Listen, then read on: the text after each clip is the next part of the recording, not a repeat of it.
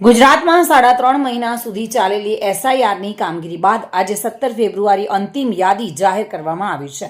ભારતના ચૂંટણી પંચની સૂચના અનુસાર મતદાર યાદીની ખાસ સઘન સુધારણા ઝુંબેશ એસઆઈઆર હાથ ધરવામાં આવી હતી।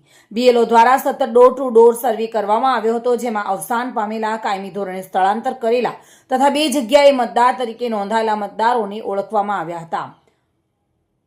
જો કે મતદાર યાદી પ્રસિદ્ધ થતા પહેલા રાજ્યમાં કુલ 5,08,43,436 મતદાર નોંધાયા હતા।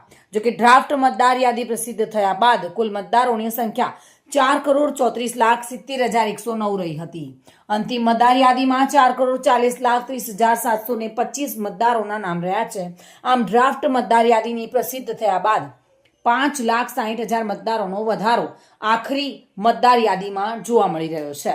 કુલ 4,40,00,000 મતદાર નોંધાયા છે અને 3,95,000 જેટલા નામ કમી કરવામાં આવ્યા છે, જેમાં સૌથી વધુ સુરતમાં 85,734 જેટલા નામ રદ કરવામાં આવ્યા છે। ગુજરાતની યાદી જાહેર થઈ ગઈ છે।